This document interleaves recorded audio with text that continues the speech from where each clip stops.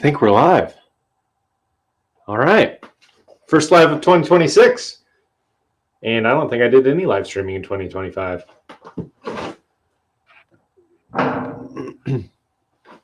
Ooh.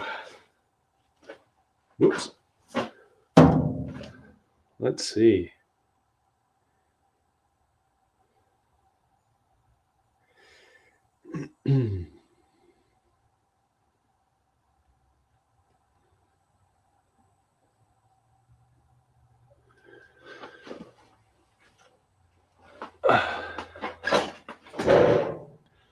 To simplify, what is this message? Get rid of that.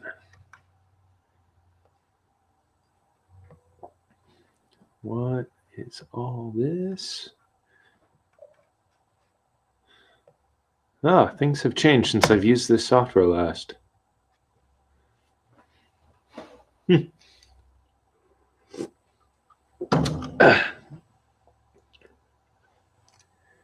me double check that we are actually live.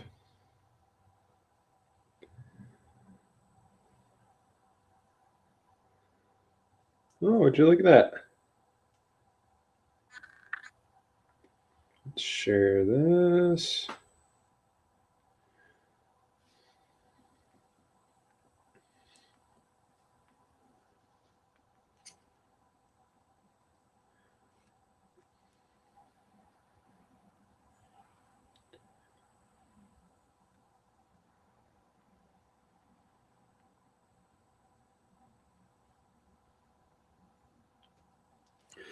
Okay.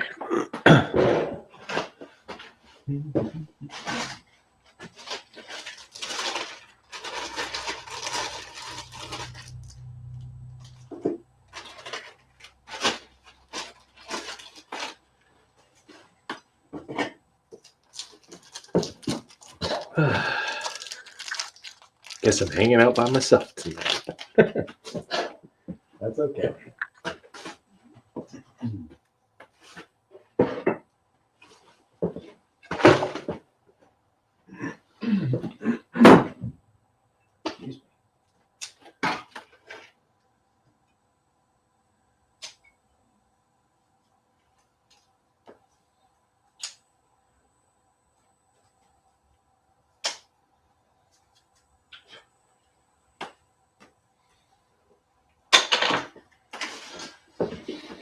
Oh, we have one other person in here. Welcome.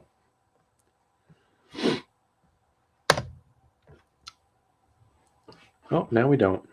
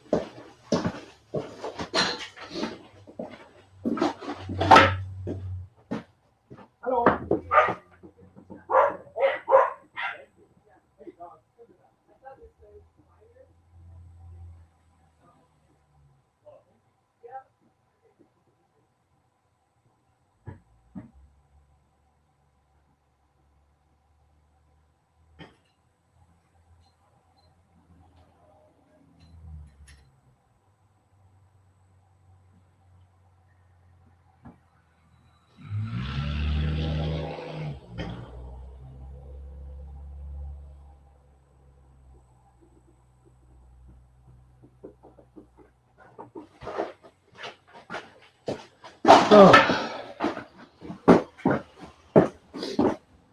I'm back. Oh, and there's people on. Yo, Dan, welcome. I put the link in the Discord if you want to join.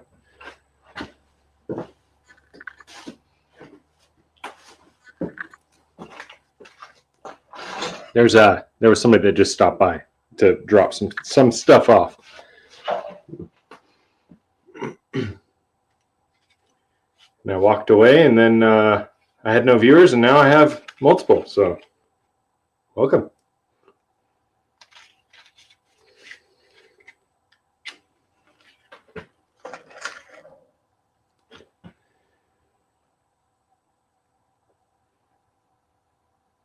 First thing I want to know is the people on here. Oh, okay, you'll be in a bit. Okay. People on here. What are you? You got any big plans for 2026? And how's your 2025?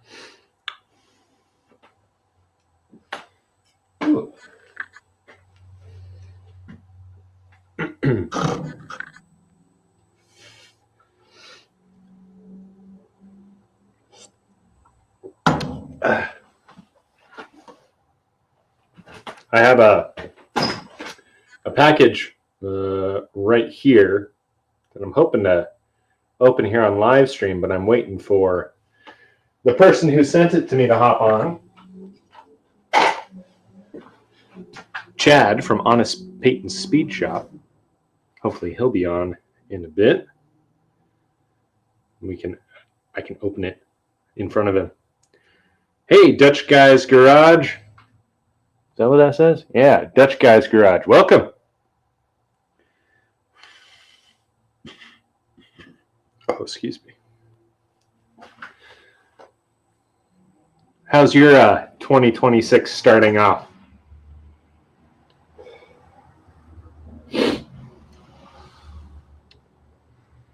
Hey, what's up, LA Auto Works? It's been a while. Welcome, man. Happy New Year. What's it like? What's the weather like where you guys are too? Because like, I am smoking a cigar, but it's also very, very cold here, and I have no heat in the garage. So we'll see if this all works. This is not cigar smoke, I promise. That's my breath.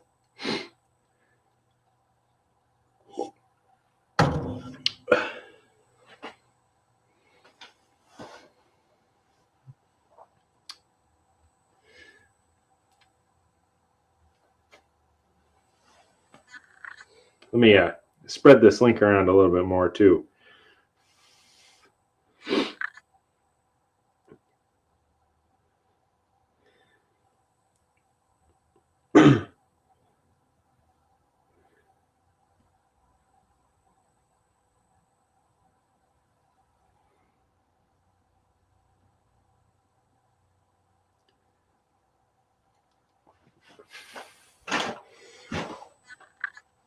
Cold, lots of snow, ton of ice. Oh, I'm sure there in Minnesota, you're dealing with all sorts of stuff. Snow, ice, Somalian daycares, all that stuff. It's been between hell and the freezer still every day. You never know. Huh. Well, okay. If I remember right, you're down in the southern United States. What even is freezer? Because, like, it gets like negative, usually gets down to like negative 30 something is the coldest it gets here. Usually only for a couple days. I bet Dan gets, negative weather more often than I do. Below freezing? Is freezer weather below freezing, or is like freezer in the 40s for you or something? Because like if it's in the high 40s, I'm outside in a t-shirt. 27-ish. In the 10s more recently. Okay, that's pretty cold. That's cold. That's below freezing.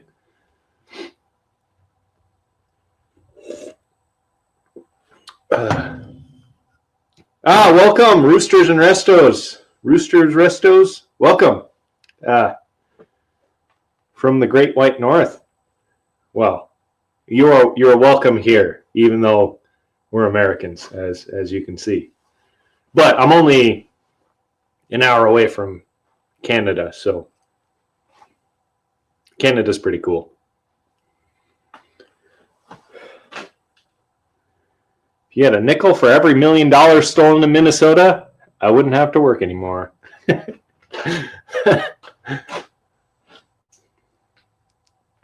14 in Minnesota. Oh, Roosters, Restos, you're in Minnesota. I don't know if that's the Great White North. I'm pretty sure Canada's the Great White North. So it's not quite that cold here. I actually don't know how cold it is here, but it's... Let's see, what does my telephone say? My phone says 29. I think it's a little bit colder than that right here, but it's in the 20s. Dan, I want to hear how your new house is sorting out. You've been there for a little while now. I want to know what that's like. 9 degrees Fahrenheit, man. Yeah, that's pretty cold.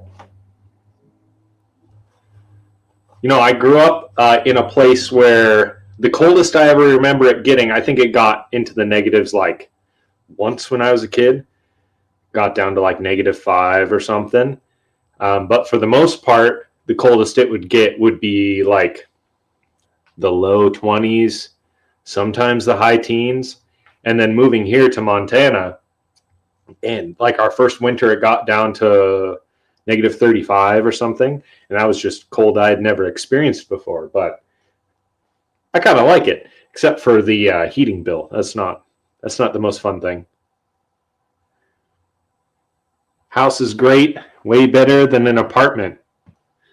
Yes, yeah, I'm sure.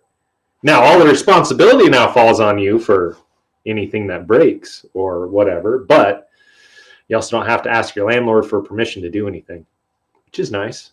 It's nice. And your payment, if you have a mortgage, I don't know. If you have a mortgage, your payment every month goes to paying down your house, paying down your loan, instead of just going into landlord's pocket. Now, I'm not knocking on landlords. I myself am a landlord. But if you can own your own home, in my opinion, you should. However, there's good reasons to rent as well, you know.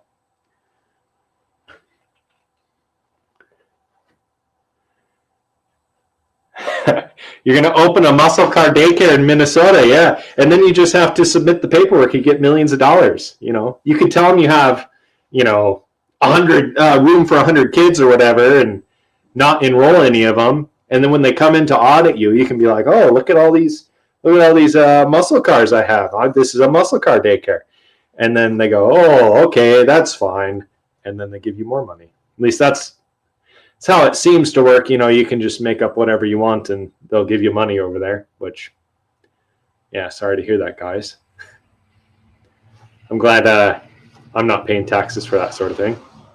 I'm sure there's plenty of fraud here. There's fraud in every state. It's just that your guys' is a little more rampant and a little more publicized right now.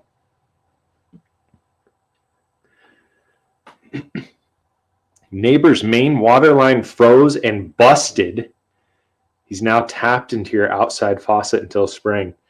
Yeah, well, how are you keeping... Okay, if he's tapped into your faucet, I'm assuming with a hose, like backfilling his house, how do you keep that hose from freezing? Because, I mean, that hose, if it's outside, above ground, could easily get cold enough to freeze, and then either the water doesn't flow or you bust the hose. I know last year I forgot to turn off our spigot on the outside of the house, and we had a pipe burst outside, but thankfully it was a pretty easy fix. And thankfully I caught it soon enough that, well, it had sprayed water all over the side of the house, and we had this big sheet of ice over the side of the house, but thankfully it wasn't super bad. It was like $10 worth of parts. I had it fixed in the spring.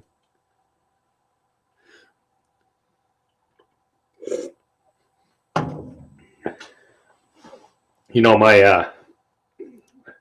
my uncle one time, he got sick and he was in the hospital for a little bit, and I was watching over his house, and I show up one day to mow his lawn, and there's a hose plugged into his outdoor spigot, and the faucet's on, and it was kind of a leaky faucet, so I could tell it was on. And I was like, why is that on? That wasn't that way the last time I was here. And I followed the hose, and it led into the neighbor's yard, and it turned out that his neighbor was stealing water from him while he was gone. So I disconnected his hose, and I told him about it, and he called the neighbor, and the neighbor tried to cover themselves, but yeah, he's like, my nephew's over there watching over the place, and he's going to disconnect you every time or cut your hose or something. So he never did do it again. Oh, Chad, hello. I can't get my phone to hook up to the StreamYard thingy. Oh, why not? You got a computer? Can you log on your computer?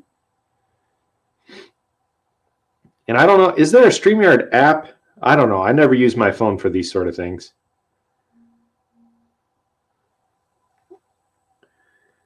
Camera and mic aren't working.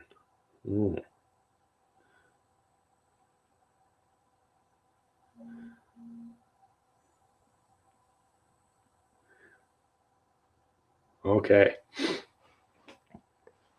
From a guy called Tampon Tim to the Fraud Father, Minnesota needs a leader.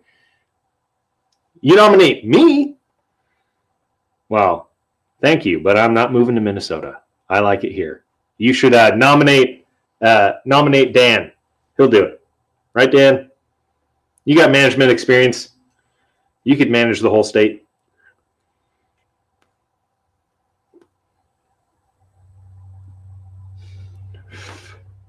Well, Chad, your laptop can't be that terrible.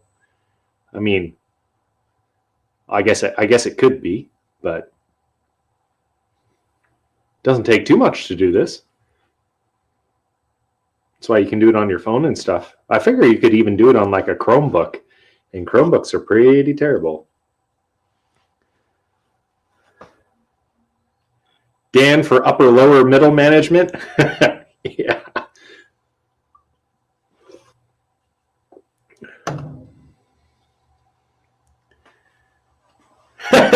Three or maybe 2 days. Okay.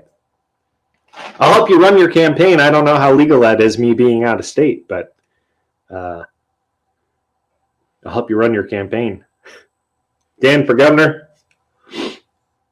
I'd vote for you, except I can't.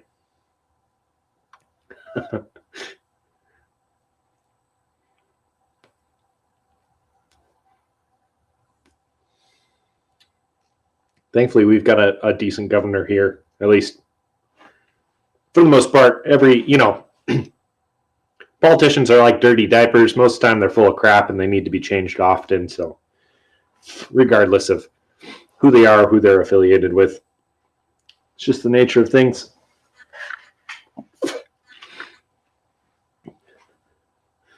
We don't concern ourselves with legality around here anyway. I guess that's true. You know what? You could fight the fraud with a different kind of fraud, with election fraud, I guess. Not that I would recommend it, but that is one way to look at it, I guess.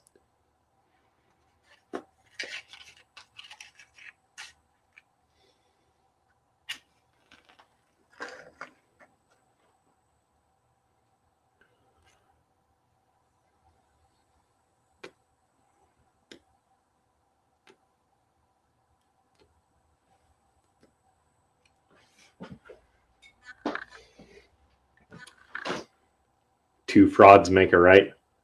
I thought it was two lefts don't make a right, but three do. Because if you think about it, like if you're at an intersection, you take a right, you take another right, you have to take another right. Or three lefts. Yeah. Vote for a trained chimp at this point. Yeah, might be better than Tim Walz, eh? Wait, is Tim Walz still your governor? Is that who's still your governor?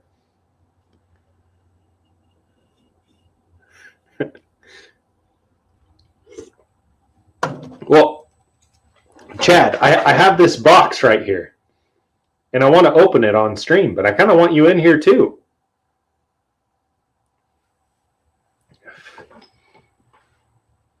So what do you think, Chad? Should I open this box without you, or I want you on here if you can, but if you can't, then it is what it is.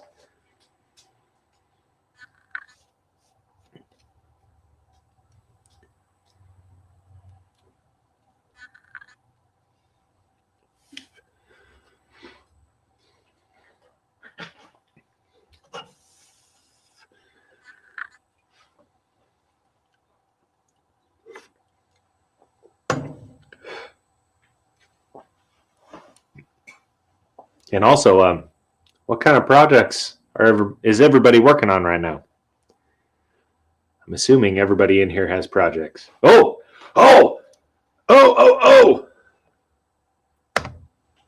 Ah, it worked! It did. Oh, kind of quiet. Hold on, let me turn up my volume. All right, give me another sound test. Yay. Yay! Welcome. What's up? Not much. I'm going to open this box that came from you. Oh, that thing? Yeah. Oh, but first I want to say hello to Hammer Wrench. Welcome. And yeah, Tim Walz is still your guys' governor. Well, that sounds fun. Wait, how many Minnesotans do we have in here? We got you, Chad. We got Dan. All of them. All of them? Yep. All right. So, I did write, I removed the label and then wrote on here, I don't know if it's going to focus. I wrote on here for the video I was filming of opening this, which I'm still going to finish. I haven't had time, but I figure we open this on here too. That's a great box. It is a great box. And here it is. The carb mount, the H carb mount. This thing is awesome. It weighs like 36 pounds. Yeah, like you could take somebody out with this. It's 3/16, man. That's what I had laying around. Moment of truth. It'll fit. It should fit an Edelbrock. Well, that's what this is. So, oh, like a glove. Oh man, that is sweet. Except I don't know. Oh yeah, this carburetor's still free. Mm-hmm. Yeah. You just gotta watch the drill bit you use, because I wore one smooth out when I was trying to put holes in that thing. Oh yeah. Yeah. Oh yeah. Is it like hardened or something then? I don't know, but just the one drill bit bit the dust, and then the other one was fine. So. I swore I had another 4-barrel in here, but I don't see it right now. I wonder, because actually I was going to give it to Whitty, but I don't remember if I did or not. Maybe I already did. So what I'm going to have to do is I have some, let's see.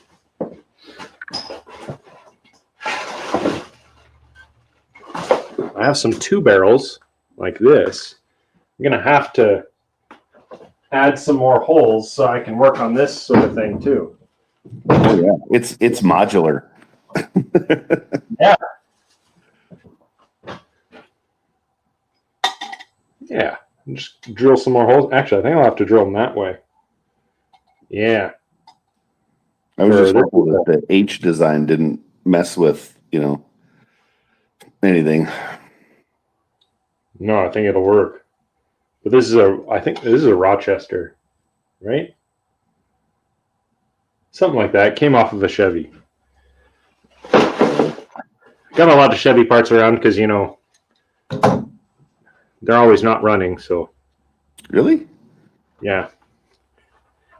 Now Clyde doesn't count because Clyde is a Ford, but he's got a Chevy engine. So, right. But Bonnie is a Ford with a Ford engine. Right, but that's the one you never have problems with, right? Yeah. That's the one that works. Right, exactly. That's what I'm saying. Yeah, that one, I actually like that car.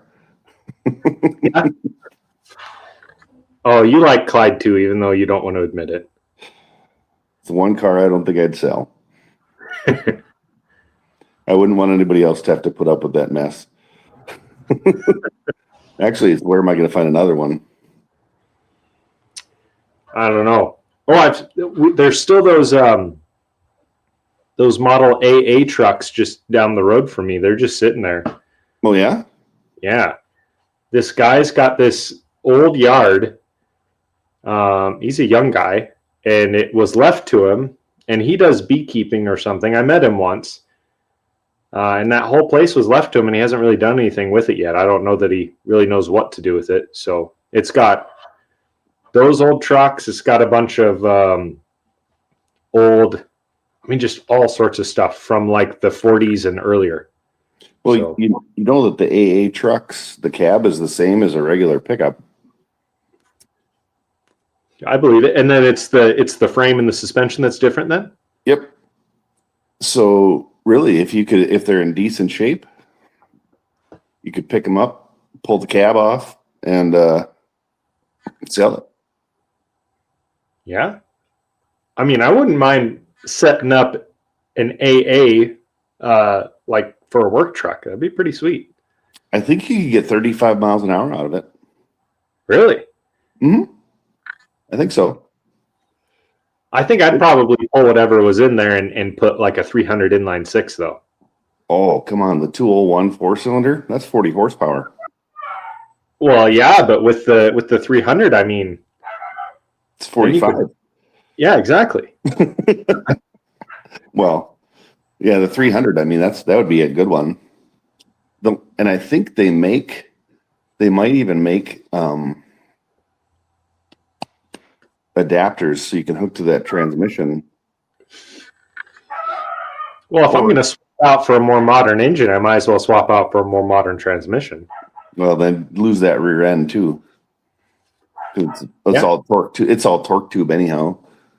And but I mean, the gears are probably 900s. Yeah. Okay, so you could swap out the rear axle. You might as well convert it to 4-wheel drive and put a solid front axle in it. Might as well. Well, and the only thing is the frame isn't very wide. Oh, so you'd either have to cut axles down or find some sort of weird, obscure thing. Yeah. Or you just take the cab off and put it on a dually already, and then just do that fabrication thing. Yeah, could do that too. You get a drop axle for it, and then you lower it.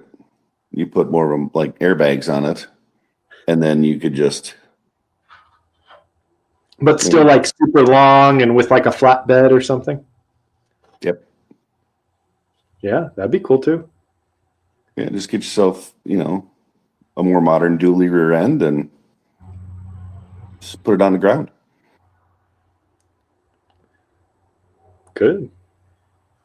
All right, let's get your take on this, Chad. Dan is working on his 2000 F-150, and he's installing a winch on it. You know what a 2000 F-150 looks like? A jelly bean. Yeah. It doesn't seem like the type of truck you'd put a winch on. No. No. I don't think they were made to go off road. No, because I remember when I was a carpenter, my boss had a 97, which looked just like the 2000, and it was pretty worthless. Well, now, okay, I know Pickle has one, and he's taken his off road, and it survived. What, did you just drive through his yard or something? Oh, mud puddle. Oh, yeah. But he seems to love it. Personally, and don't take any offense to this, Dan, I think it's the ugliest F-150 ever made. Ugliest Ford truck ever made. Yes. Maybe ugliest truck ever made.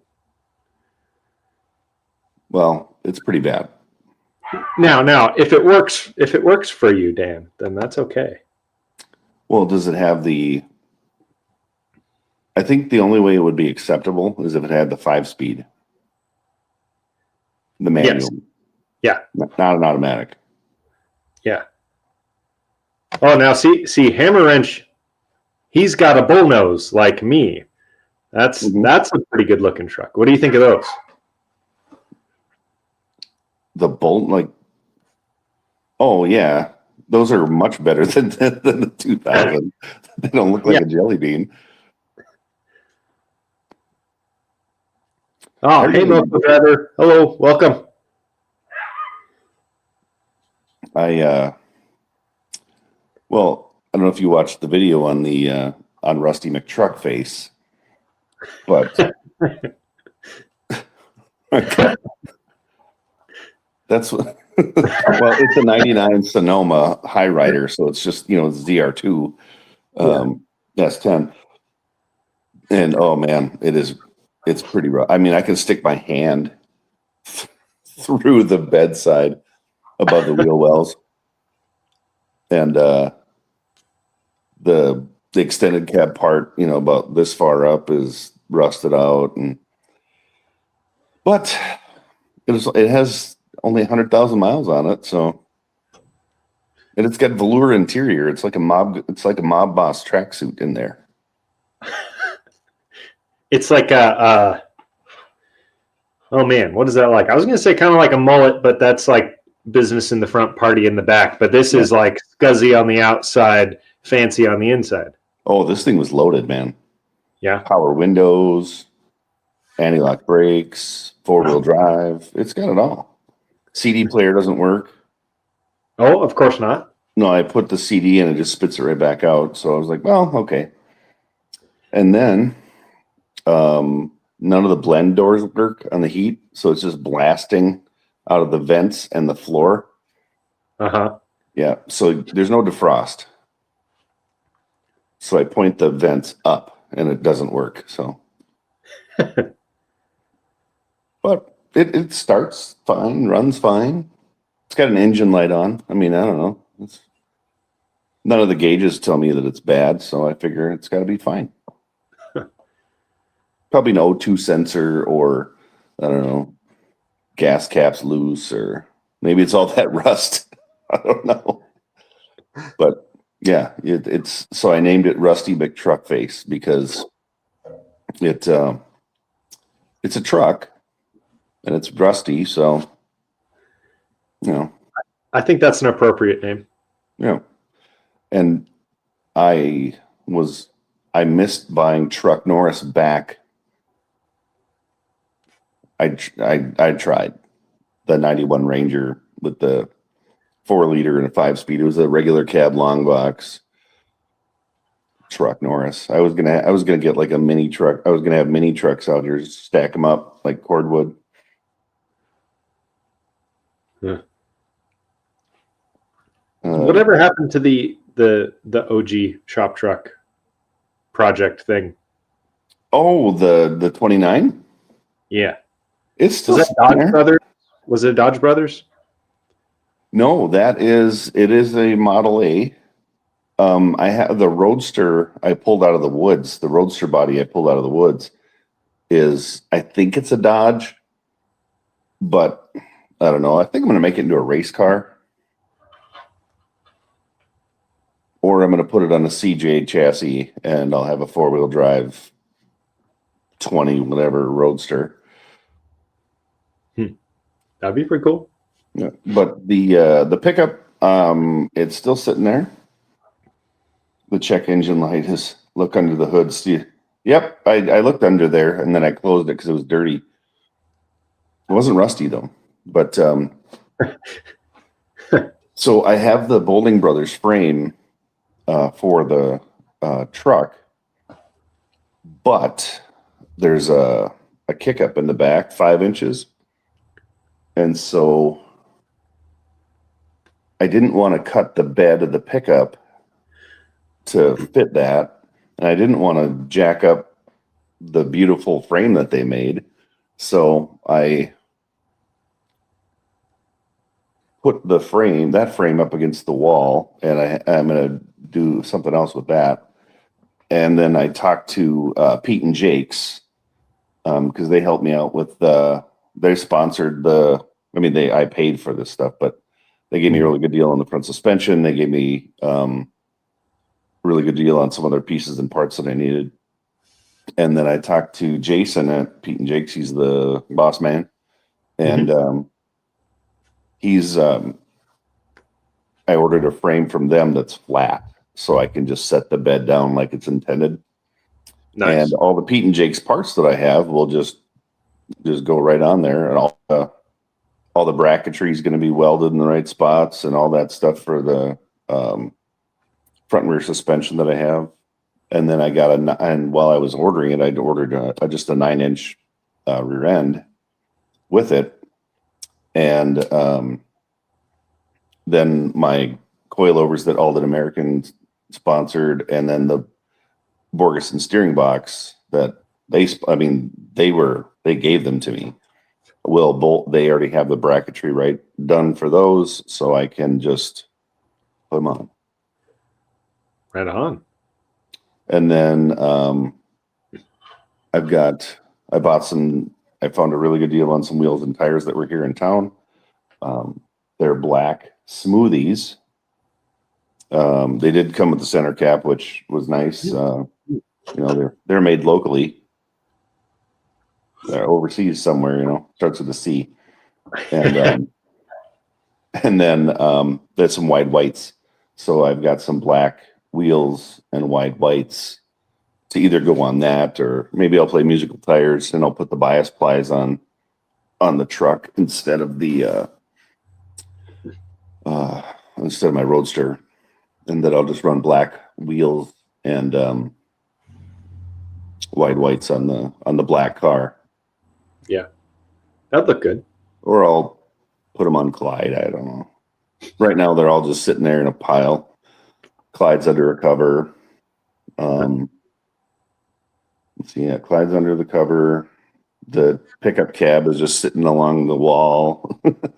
I haven't really done a whole lot of anything with the truck because I'm kind of waiting for the frame. I think I want to get it as a roller and then get the body mounted down, or at least get it positioned and then go from there.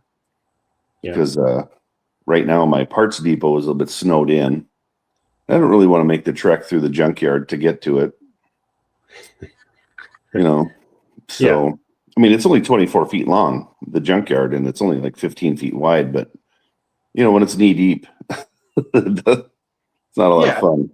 And it makes it a little more difficult to trek through, but and then that's where the actual pickup bed is. It's in the junkyard in the snow.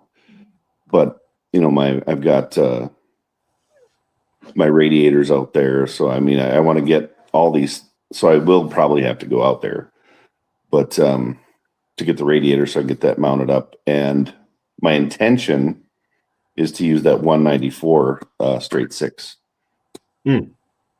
I just got to find either a turbo 350 or another power glide for the transmission. So you're going to go automatic then? Yes. Just for simplicity of it. I'm not going to run any turn signals. There's just going to be headlights, brake light, tail light, no speedometer, just the 3 gauges and attack, Yeah. I haven't decided if I'm going to chop it yet because it's super tall, and then if I chop it, I might channel it. I might not, I don't know. There's too many, too many options. So that's why I want to get the frame.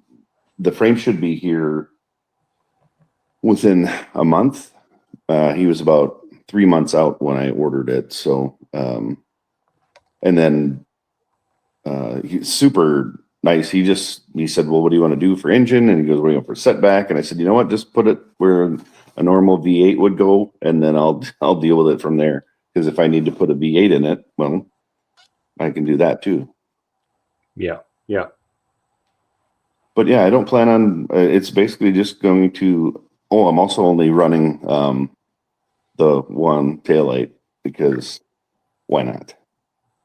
That's all it would have come with. So, but yeah, no turn signals, no, just nothing. It's going to be bare bones. I've already got the switch panel. It's going to have a push button start, and it's going to have 3 switches. So one to turn the car on, one for the headlights, and if I need a fuel pump, that's going to be the other one,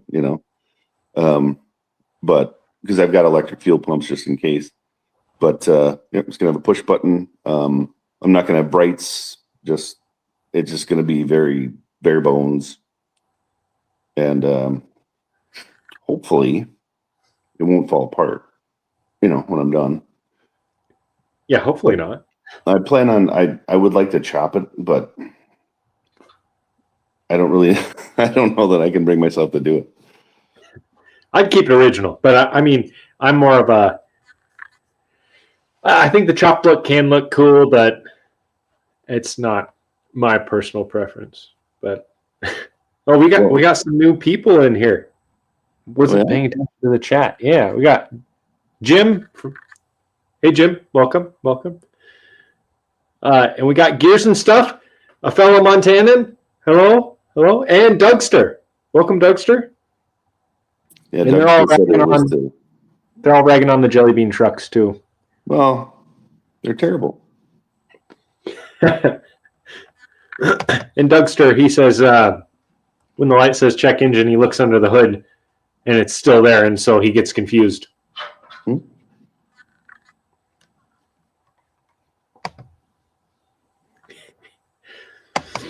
My wife was talking to me.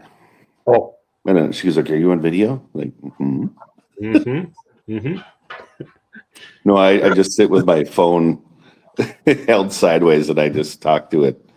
I didn't realize you do that? No. Oh. I mean, I'm doing it right now. I guess so. Well, but you're talking to me, not just yourself. Yeah. I've found that this time.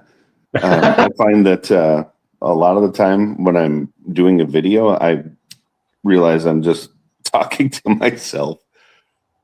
I think that's kind of one of the awkward things about filming videos is, or at least for me, it's like, especially working on a vehicle, you got to set up the camera and make sure it's not in the way, but it still has to be to where it's looking at what you're doing. And then you're talking, and you're basically talking to nobody. I mean, you're talking to a future person who's watching the video, but not, not. I don't know. It is kind of weird, especially when you first start doing it. I remember my first few videos, I was like, this is really weird, but if I just record myself not talking, I don't know. I felt compelled to talk to the camera, even though it was awkward.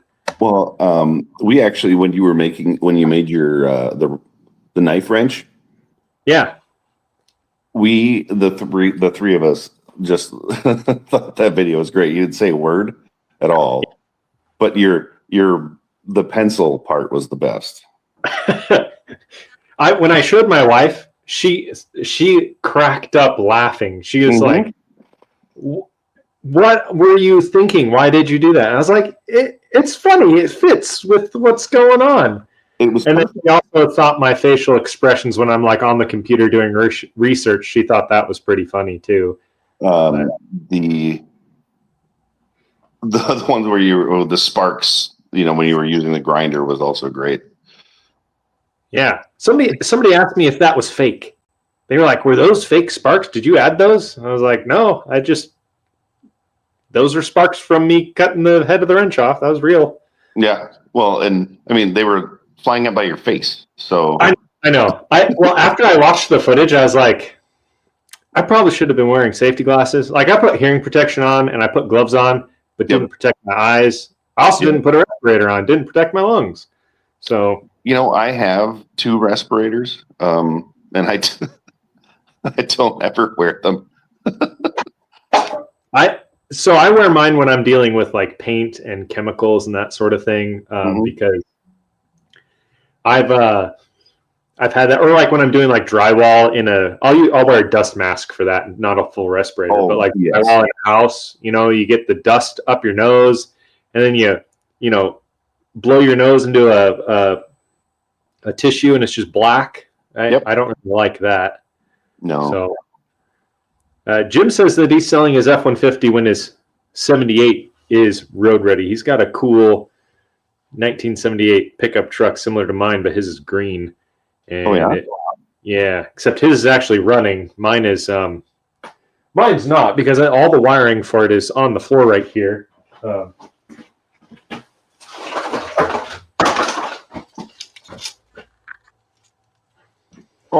It's just a little bit. Just a little bit. I got fed up with it not running due to electrical issues, and just took wire cutters and just cut everything out one day and was like, I'm redoing it all. And so I've got modern fuses, and I'm doing it all modern, switching things with relays and stuff how it probably should be. Oh, sure. Yeah, the wiring harness, all the wiring in my coupe needs to go, and it needs to just get started over. And my initial thing was like, well, I have this Bowling Brothers frame. Clyde's channeled but not chopped, so that's why I can still fit in it. And then I thought, well, what if I took Clyde apart and put it on the new frame and used all the pieces and parts? And then I thought, well, what if Clyde worked all the time then, and it was comfortable to drive, and like, would I be uncliding Clyde? Would you be uncliding Clyde, or would you just be improving Clyde to make Clyde what Clyde was meant to be? I think Clyde, the more I thought about it, I think Clyde is what he's supposed to be right now. He's on the frame's it's not the straightest. It rides terrible. It's horribly loud. And Dan said Clyde is a rat rod because it's not painted. But if you look, there's like 4 colors of paint on this thing. So it's painted. Yeah. Just because, I don't keep my engine in my kitchen. Well, he's not doing that now. He's got that garage. Yeah, he has a garage now. He actually has a space to work. Yeah, he stopped keeping his engine in his kitchen. That's what it is. Both Jim and Dan say that they've got wiring they need to deal with. Wait, Dan's no power to the coil when cranking all of a sudden? Do you have Dan, do you have Duraspark ignition? Because I had that problem with my truck, and it was just I had a Duraspark 2 ignition, and there's some sort of setup where, on your starter solenoid, you got those 2 little pegs, and one is for the starter. The one is labeled S and one is labeled I, and something to do with one of them is hooked up to, I'm getting rid of all all of this, by the way, so I don't have to deal with it. But that the eye is meant to feed 12 volts to your coil when you crank, and it's like almost a little bypass thing or something. I wonder if you've got something disconnected there. Unless you're running a completely different setup on a 65 Mustang, you might have, one of those.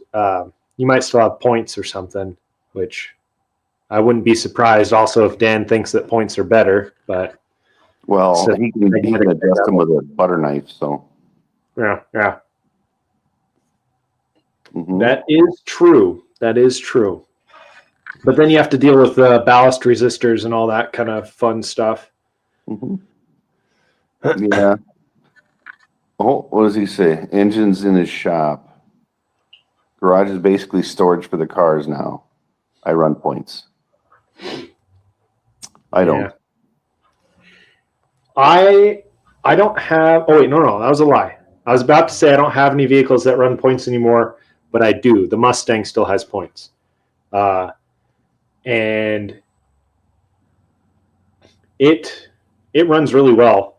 I found out when I moved it from where it was over here to over here for kind of storing it for the winter. I have a leak in a brake line or something because it moved, like it started and it ran and it drove, but it would not stop. So, ask Dan. Mustangs are going cars, not stopping cars. I don't know. See, I'm of the opinion that stopping is a little more important than going. I mean, going is the point of a car, yes, but if you go without being able to stop, like you might not have a car for very much longer, or a limb or a life. I once heard on the TV though that brakes are for quitters. Well, I mean, I guess it depends on what your definition of quitting is. If you quit your life by running into a pole. Yeah. Well, I mean, you're quitting. Yeah. I thoroughly enjoy when people just cut me off, run out in front of me when I've got one of the hot rods out, because I can stop on a dime. Yeah. Now, are most of your hot rods, do you have power brakes, or is it mostly like drums all the way around, all manual? Oh, well, Bonnie has front disc and drum rear. Okay. All manual brakes. Clyde, on the other hand, Clyde has power brakes. Disc front, drum rear. So, and being that the steering column runs between my feet, I have to left foot brake. And I don't know if you've ever left foot braked a power brake, but I don't really want to go through the windshield. So it's an easy pressure. But the four, I think it's 410 or 411 gears that are in the back of Clyde, it slows down pretty good. And the small block 400 that's in it, I run electronic, ignition because it never fails. Yeah. So in the Chevy anyway. But that's the small block 400 does just fine. And Clyde will stop. I mean, if you jam the brakes hard enough, but the black car's brakes, you actually stop in a straight line. So, but then again, my teeth are bumper high in both of them. So I guess it doesn't really matter. Gears and Stuff said that he's got to add himself to the wiring problems too, but he also has airlines that need to be addressed. So are you talking about Speedy? This guy, Gears and Stuff, Chad, if you haven't seen his channel, you got to go check it out. He's got this old, it's either 47 or 48, like 1-ton truck, 1-ton Ford. And man, it's cool. Flathead V8. And he just released a video a couple days ago of another truck he's got with a flathead V8 that he's been working on. It's cool stuff.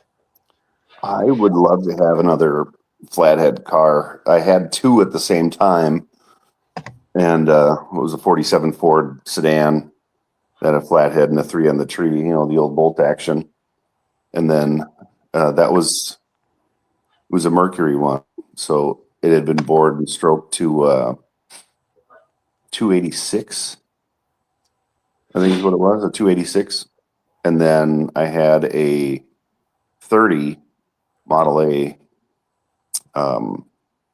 Roadster that had a flathead, but it was bored out to a 272 or something like that. But I'll tell you what, that little flathead pushed that Model A around nice and easy.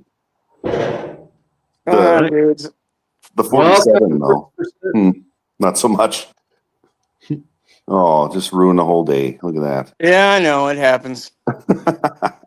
How you doing, man? I'm alive. How about you guys? All right. It's cold out here. I'm trying to think of what to compare it to, but it's just cold. It's just cold here, and I'm pretty sure it's just cold up where Dishonest Peyton is. So. Oh, it is not hot outside right now. Here, I'll tell you. It was. I think the high today was 8. 8? It's like 15 here right now. It was when I was driving to work this morning. It was.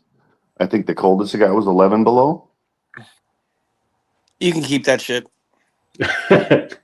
Oh, we've been. Let's see. We had actual air temperature of 16 below, and I think the wind chill was minus 32 or 33, and but that isn't the coldest the air temperature we've had. We've had 20 some below, but yeah, that was a pretty cold day.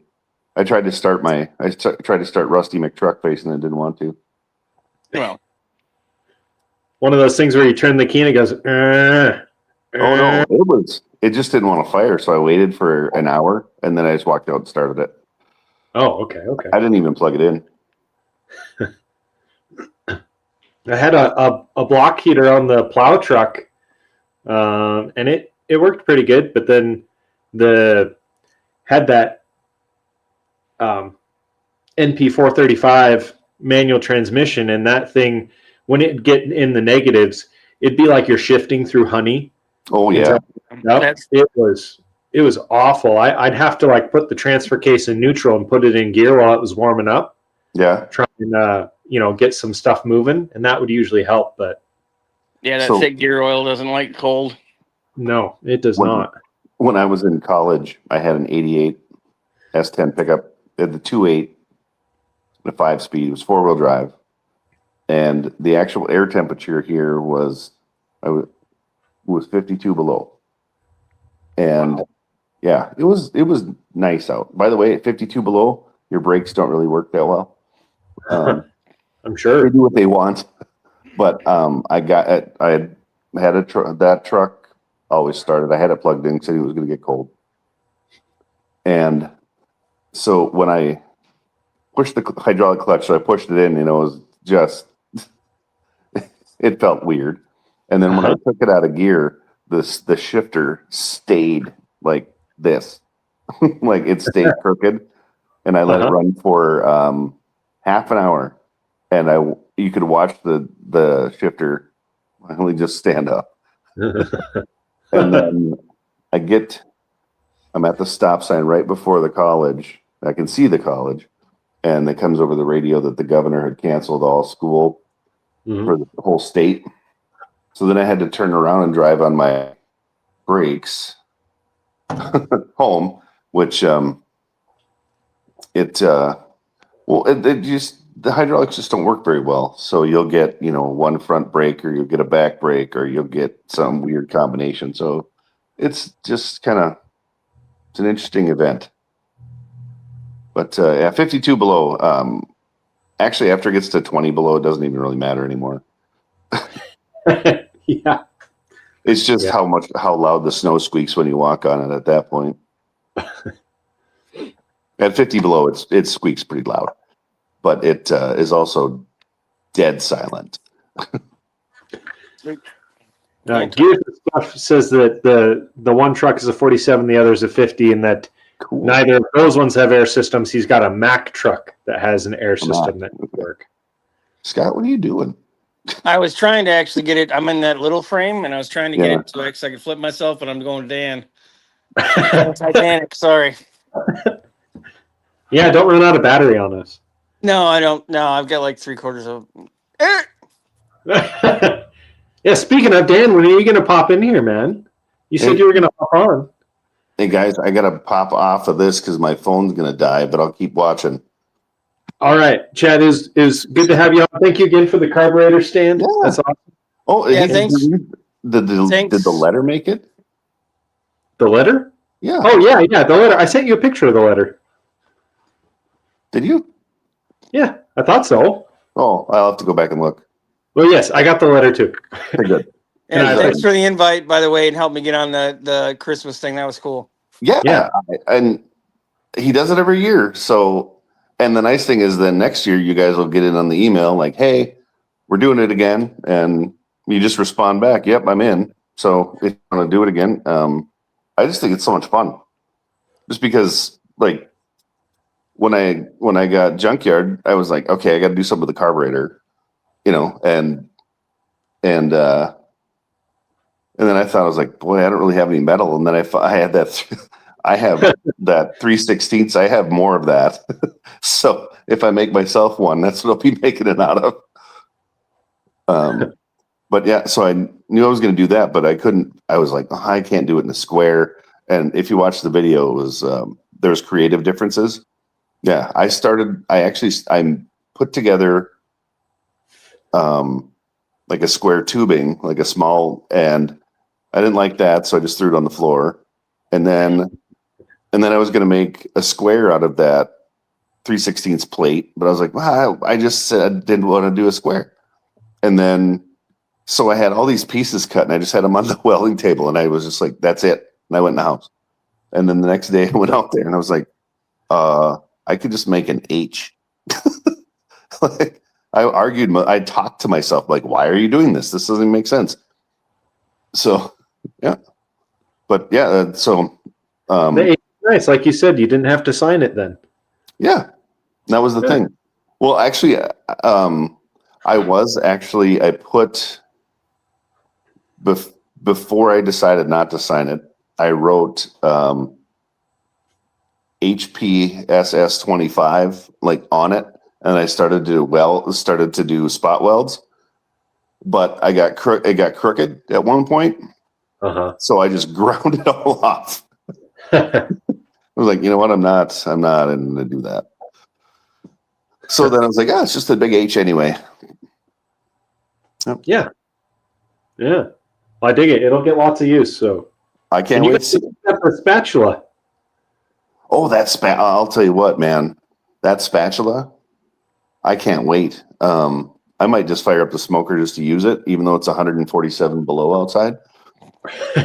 It's just sitting, just off my deck over there. All you do is plug it in. I got a pit boss, But yeah, I intend to use that spatula quite a bit, and I also intend to find something I can use the 1-inch box end for in the shop, just because it's a spatula.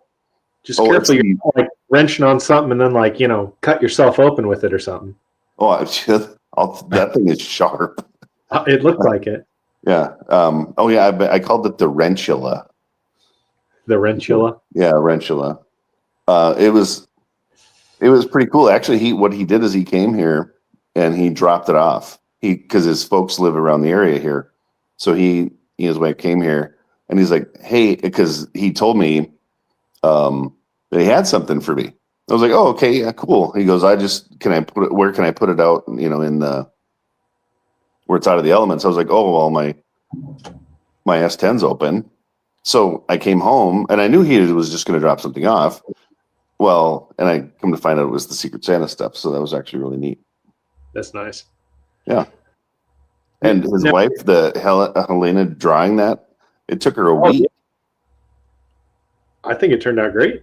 Yeah. And I got it on the wall, and I am going to move it up so it's not going to, possibly take damage, if something hits that that level or whatever, or like a disc breaks or that kind of thing. I don't want it to take damage, so I'll put it up by the picture that Peyton and Melissa sent me years ago. That's only got, I think, not even half of the cars now. And 6%. I feel like a terrible friend, but I haven't seen what did you make and then what did you receive? I'm gonna pop off. Actually, I got the same guy at the same. Take it off. Yep. Oh. Tom from Hilltop Machine Works. We actually ended up getting each other, surprisingly, which shouldn't have happened. So I sent him a 2-inch tap. It was my grandfather's. They had a machining business in the 70s up in the thumb of Michigan. And my cousin had given it to me because my uncle had it for a while and he passed. And it had been, in his shop forever. And so I cleaned the crap out of it. It was still in good shape. So I sent that to him. And I'm looking at him. He handmade me a set of coasters with his logo stamped in them. Oh man, that's cool. That's super cool. Yeah, I've got to watch everybody's videos. I've watched a couple, but it's been a little nuts over here. Yeah, I get that. It's been a little nuts over here too. I haven't been making many videos or watching many people's videos. Well, I've actually been making a lot of videos, just not for this channel. I've been making a lot of videos for my business and stuff. But Small Town Machine Shop. Hey, welcome. Yeah. Well, what have you been up to for 2025? I panic built the frame for the Honda, which is behind me, for the Honchero, and then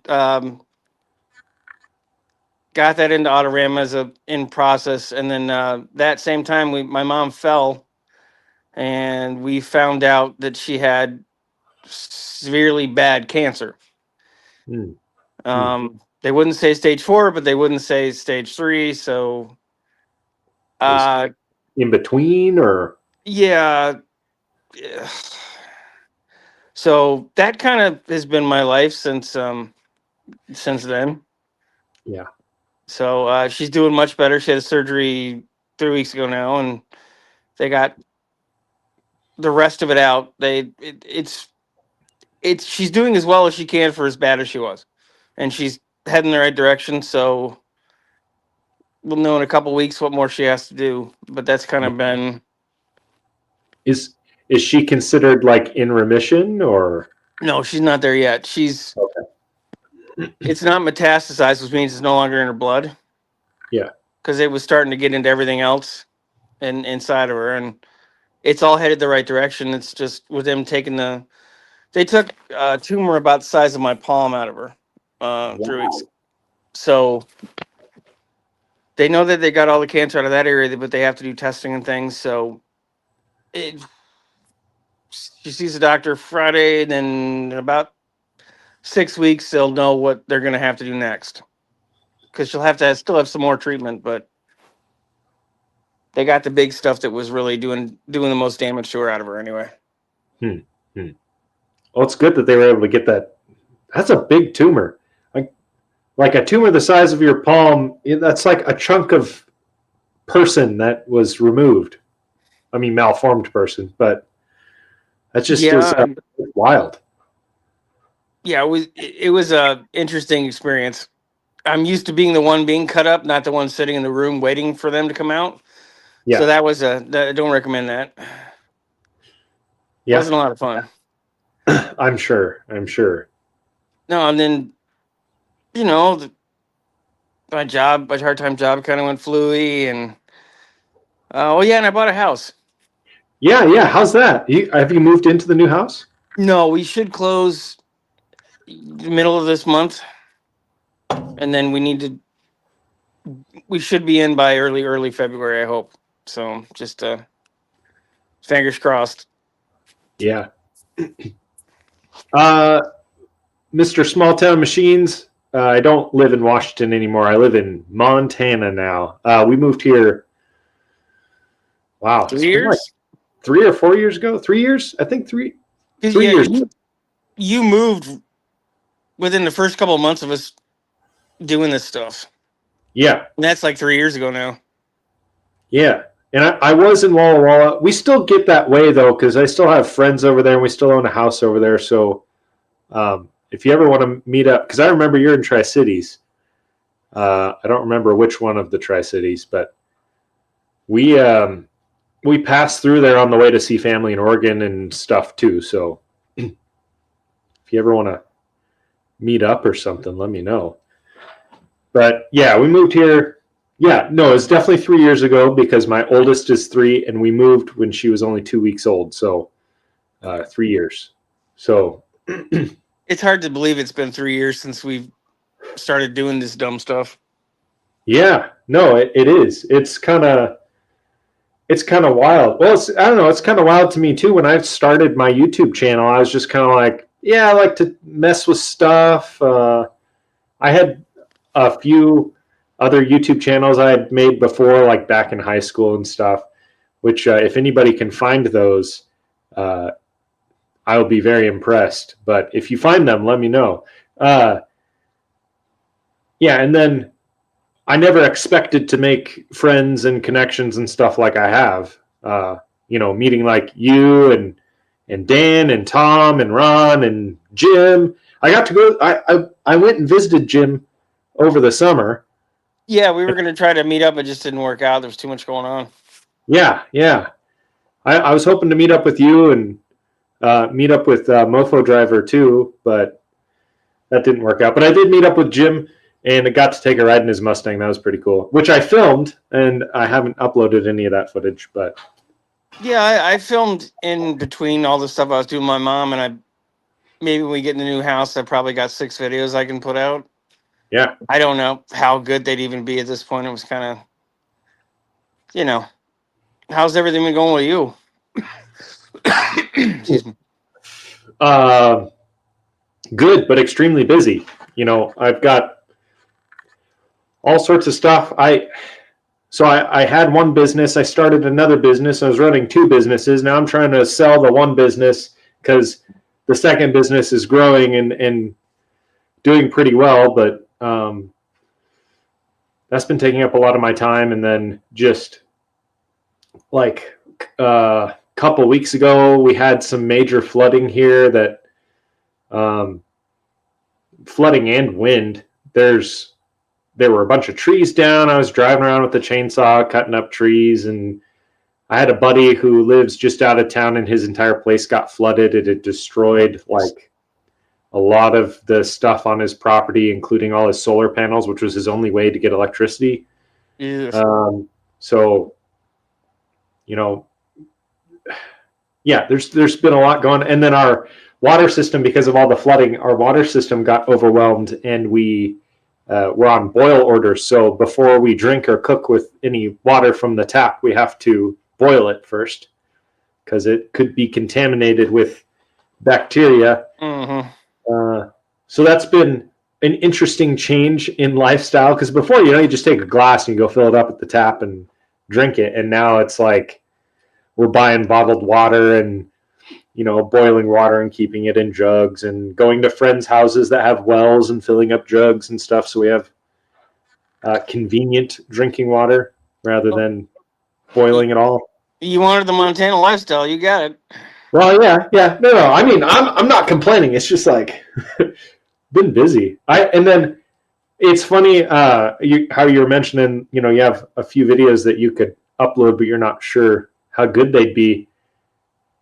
I've been at this for 4 years now, and we've known each other for like 3, but I still have not figured out how to like dial in a video to know it's going to do well. I feel like this knife video, the wrench knife video, I spent hours and hours making that thing and then a few more hours editing it. And I personally think it might be my best video I've ever made, but it's got like 150 views. But then my most viewed video, which is like 500,000 views or something now, is just a stupid video where I just decided to record, that U-Haul trailer that I rented and just was like, oh, look at this trailer. And then everybody seems to like that video, I guess. And mine's the same way. I did a video on Lauren's window on her van, and it was at like 50 views for forever. The last time I looked at it, it was like 50 views, and it popped up on the screen when I was looking at my channel. And it's at 4,000 views, Uh-huh. and it's literally just me replacing a window track and an assembly in a 2007 Chrysler Mini freaking van. Yeah.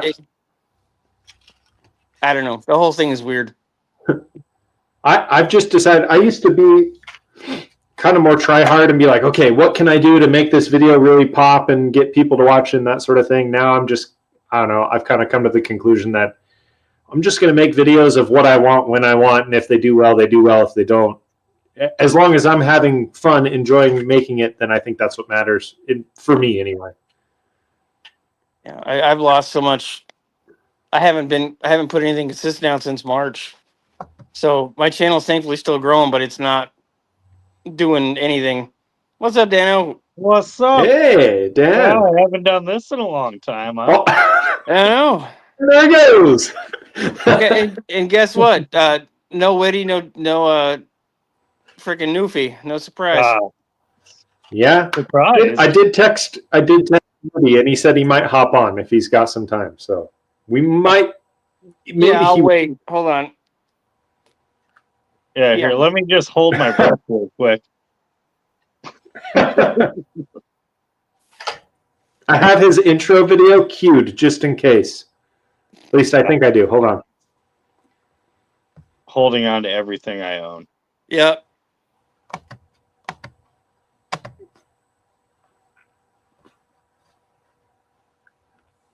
Yep, it's in here. Nice. So yeah, I was gonna tell Chad. Well, yeah, your winds are bad, but did you have somebody deposit their trampoline in your backyard this week from 50-mile-an-hour winds? I don't think so. No, my trampoline's still back in my yard, but that's because there's like 3 feet of snow on top of it. That thing flew. It was in the very back of my yard. Took out a couple fence boards, but didn't break anything. But it tacoed. It was not. It was like this. Oh yeah. We just shoved it back over the fence. So we had some pretty high winds here, and my wife and I were hanging out, and we could start hearing the wind getting really hard. And she looked at me and she said, "Is there anything outside that we should tie down?" I said, "Oh, the trampoline." And I walked out and I opened the back door and the trampoline was gone. And then I looked and it was blown up into one of our trees. And I was like, it's safe right there. So we just left it in the tree until all the wind died down, and it didn't go anywhere. So Nice. Pulled it out of the tree when it calmed down. yeah, apparently those are the most dangerous things in a windstorm. I believe it. I mean, it's just like it's a giant kite, basically. Yeah, it's just a big sail. Yeah. Oh, Slimo. Welcome, Slimo. What's up, Slimo? What's going on, Slimo? Oh, shoot. Yeah. So what you been up to, 6%? Dealing with my mom with her cancer stuff, and that's really been the main thing. And then the house, that's hopefully going in the right direction. So it should close the middle of the month. So How the heck did this house thing become like reality? a neighbor that I don't know, somebody bought their house about 6 houses down from me and put it up to flip, and they put it up for $390,000. And I'm sitting there like, I own nothing on my house. Let's see what happens. His house is still for sale at $360,000, which is about $100,000 too much. Oh, mm-hmm. And he apparently won't take it down. But I figured, screw it, we'll see what's out there, and we saw what was out there. So I have good enough credit. I don't know much on my house. It's the only way it's doable. Were you able to sell your house and then buy the other one outright, or do you owe a little bit on the new one? Or I'm gonna owe $90,000 or so. Oh, that's not bad at all. And then Lauren's gonna sell her house, and then we're gonna take the profits from that and knock as much of the mortgage down as we can and do a couple of things on the house we want to do. So right on. Cool. No, I couldn't buy this place the place that I bought without this place selling. So that was not a possibility. Wait, Slimo said he found a bullet hole in his house after New Year's jam, and he thought they sounded good. Now, hold up. Slimo, I thought that you lived in Australia and that they banned all that stuff down there. Probably On the lived upside down of the world. yeah. He probably lives out in the fucking jungles of fucking Australia. Pretty They sure he can't does. manage shit out there. He speaks Aboriginal or whatever. Yeah. I think he fucking- speaks Slimonese, but you know. He wakes up to the sound of a didgeridoo going off. I've heard worse. Actually, speaking of guns, I got to go grab something to show you, Dan. That I want to know your opinion on it. I'll be right back. Is it that thing you sent on Discord? Did I send it on Discord? I think I did. You did? Yeah, your Well, little, go get it anyway. Oh, okay. Mad Max I'll bring up 22 the Death picture. Rider thing. Yeah, my space cowboy. I put a red dot on top of it. You took a regular gun and just like put some cardboard over it, or what? I don't know if that's an actual gun or. No, it's a real gun, and I put. Let's see, and I 3D printed the surround for it. How do I add a photo on here? I've done this before. Image file.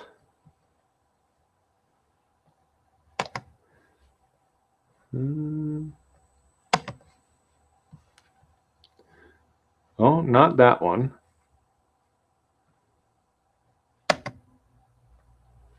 Oh, where did I just save it?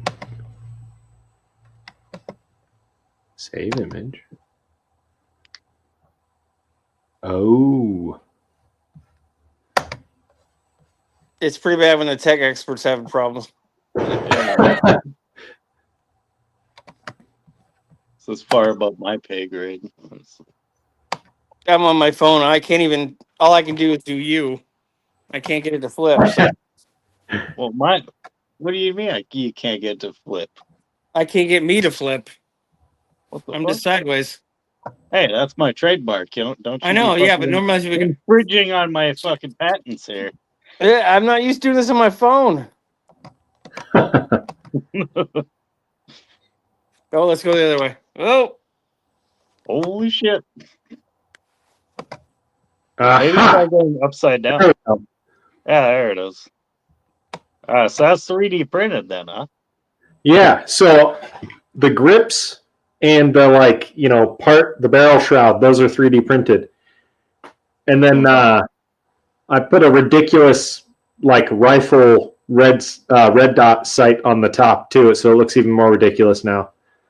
Nice. that's one of those little cheapy 22s. Yeah. Those little Rough Rider 22s. I absolutely love them. They're a hoot. But yeah, I found those 3D printer files online, and I was like, oh man, that is cool. I got to do that. So What's it trying to be though?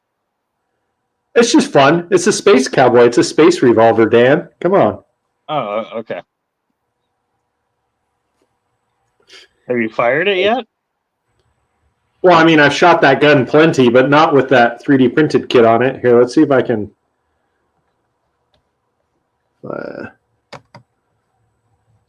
So this is with the red dot on it. Can you see that? Yeah.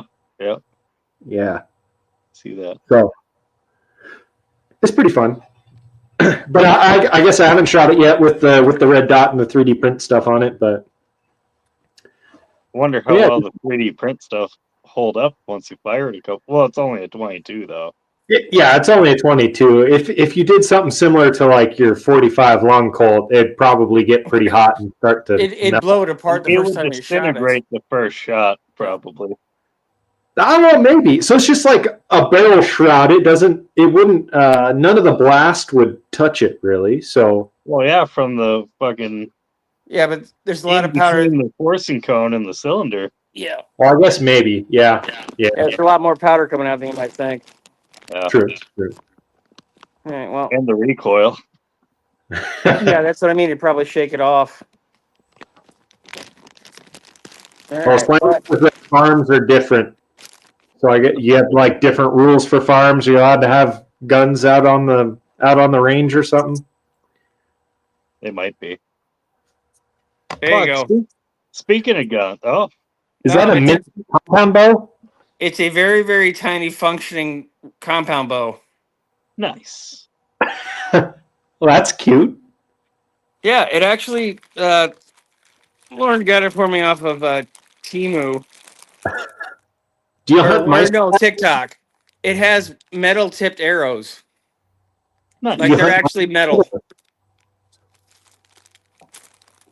Or maybe house flies. You can shoot house flies with it. It goes in cardboard. It'll murder a pizza box. Oh, Nice. Yeah. Now Good. when I get to the new house, I'll set up a range in the garage or in the barn. A mini range. Heck yeah. Yes. Yeah, so it actually though, I mean it functions. It does bow stuff. Huh. Cool. Looks But like I fun. haven't posted anything on my gun channel since like the beginning of, or maybe towards the end of spring. I don't remember. I just went back and looked at it. It's like 800 and some subs and pretty close to monetization. I haven't done fucking anything with it. I'm like, holy shit. You lucky bastard. Our gun channel just got up to 1,300 subscribers, and we got monetized about a month or so ago. Nice. Yeah, that's the one I do with a couple buddies. You go out in the woods and shave your beard and pretend it's Sasquatch with them too? Yeah, it almost makes me want to like post more videos on it or something. Yeah. What's that? I said, almost makes me want to go post videos on it or something. You should. Close. You should. Yeah. I don't know. I might. I get into like really into like guns and shit, and then I just fall off and get into something else. So that was just a spurt. I feel like that happens with everything, Yeah. Goes in waves. Goes in waves. You seem to have had a lot more stuff going on since you got that new job. So. Oh yeah, a lot more shit. Fucking yeah, I love my new job. Yeah. How is that?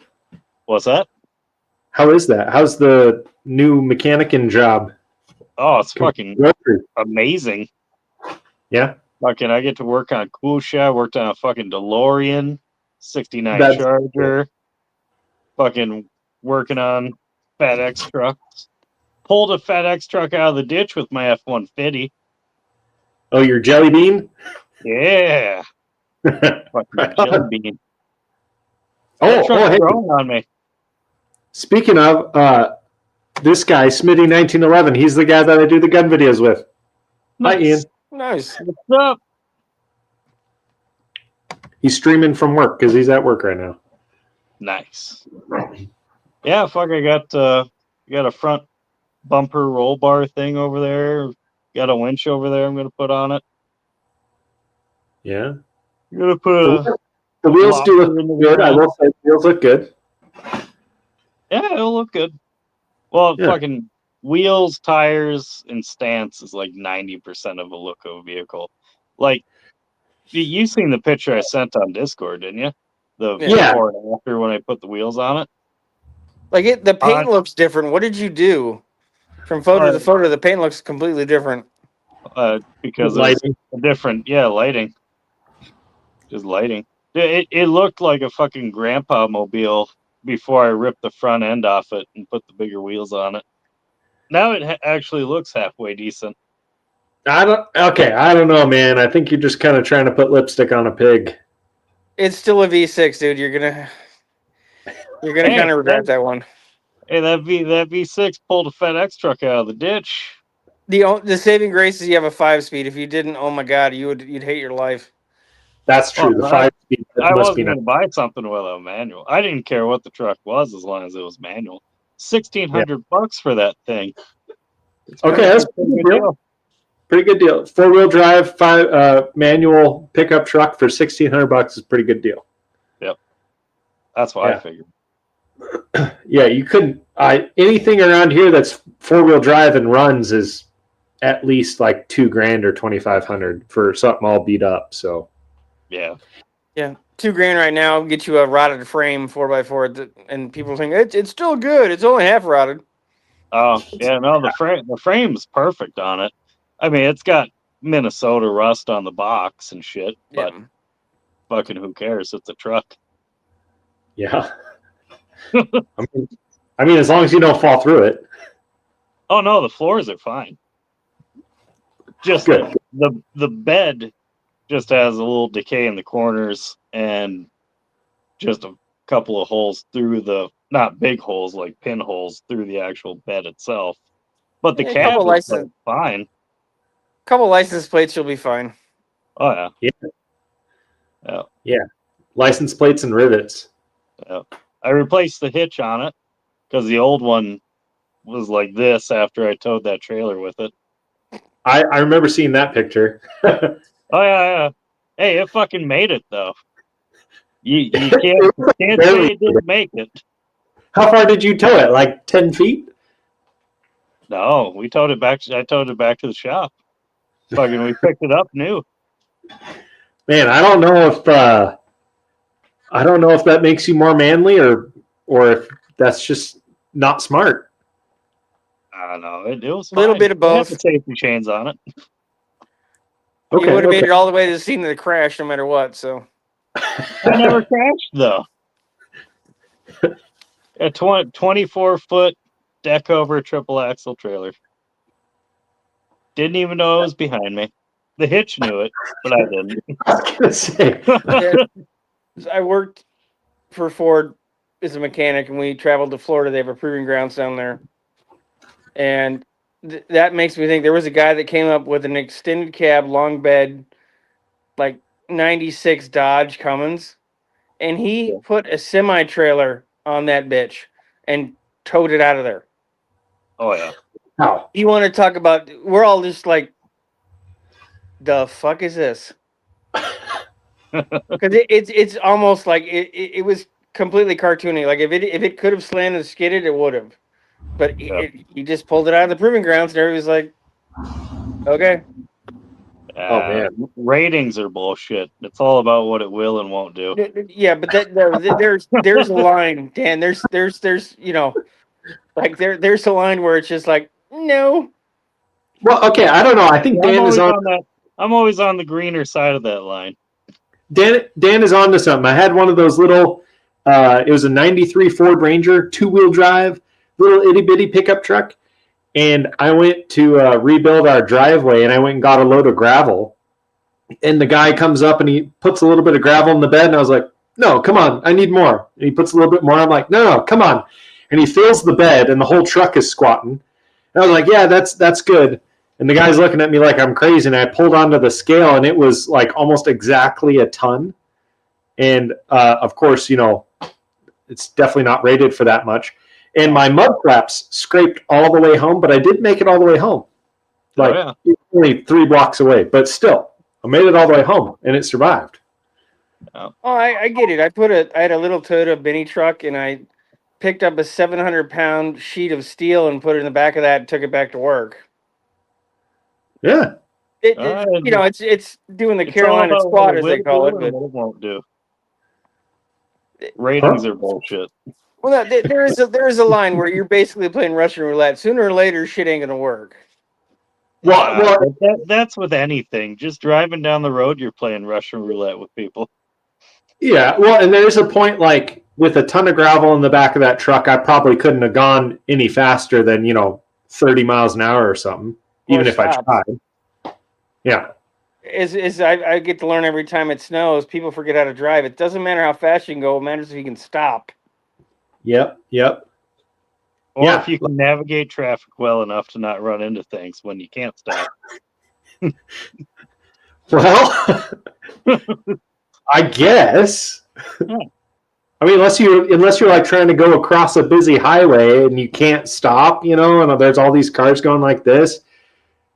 I don't know if there's any amount of navigating that could save you from that. I think it's just luck at that point if you make it out alive.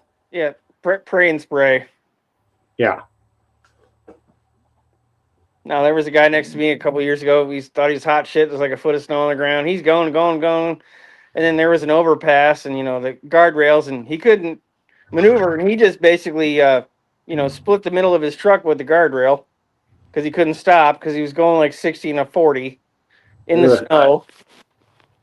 Ugh. Did he survive? I don't know. I didn't stop. He was an asshole. Oh. Hey, hope you're fine. Don't give a shit. Yeah. I ran into a snowbank once because I couldn't stop. Like it was either hit the snowbank or hit the car in front of me, but other than that, I don't think I've ever had a snow incident. Oh no, that's a lie. Actually, there was one time, and it was my fault. I had an '84 BMW, and I thought I was really cool because I was a teenager, and I was sliding around corners, and I slid around a corner a little too fast and ran into the curb, and totally bent up my rear control arm to where my rear wheel was no longer like this; it was like this. Nice. And then that's when I learned that a cheap BMW will be the most expensive car you'll ever own because I paid like $1,100 for that car, and the parts to fix it myself was going to be like $3,000. Oof. Yeah, you were stancing it before stance was a thing, man. Well, but it was opposite stance. It wasn't like out like this. You know how they thought it was cool? It was in. Hey, so you're setting trends. Still danced. Yeah. I guess so.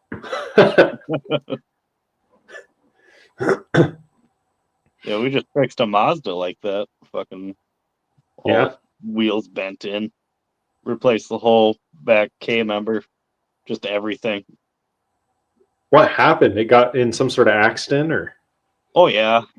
Fucking something ran into it because we had to replace the door too. We just took a sledgehammer to it and fucking bent it up enough to where the new door would fucking fit. And just replaced the rear end and fucking flipped it. Sold it. I mean, it is what it is. Yeah. Yeah. I've done that sort of thing before on my own vehicles. Yeah. Oh yeah, and your own stuff. Who cares? Just do what you're gonna do. I thought you did it for a customer. I'm like, ugh. Well, okay. But like if the customer's like, hey, I've only got, I really need this to get to work. I only have $200, Yeah, you get $200 for the work then, yeah. Yeah, exactly. Yeah, beggars can't be choosers. No, we try to help people. We're not trying to retire off one customer. We get mission deals at auto parts stores and we just pass that shit along. Well, no, but like with a Mazda thing, like, you're trying to help a guy out. You can't replace all that sheet metal and make it perfect and respray the car and stuff, without having to be able to pay for the materials. Yeah. Yeah, right. No.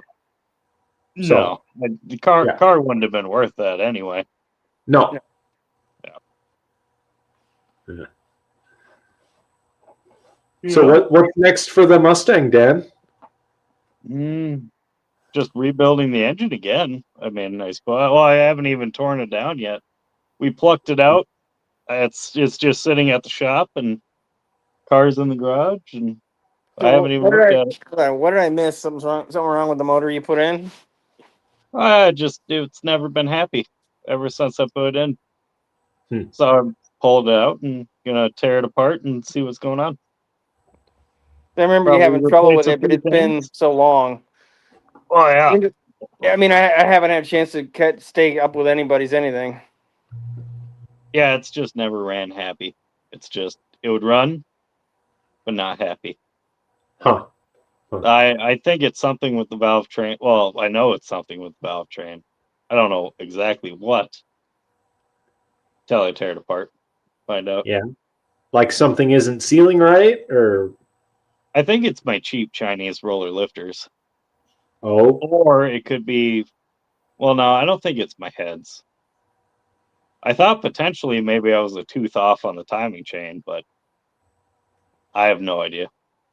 It just got to the point where I was trying to get it to work before winter, and it's always been like on a really strict deadline because I want to try to get a video out of it.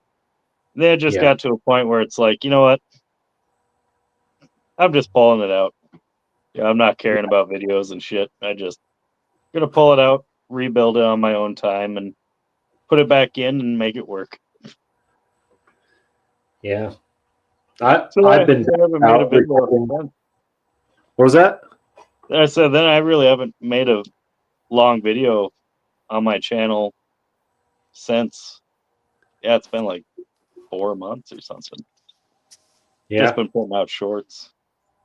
Yeah, it's been that company sent me that garage lift thing, so I made a video out of that. But everything else has been, like I said, junkyard. I've been filming stuff, but I haven't had the time to sit down and edit any of it. So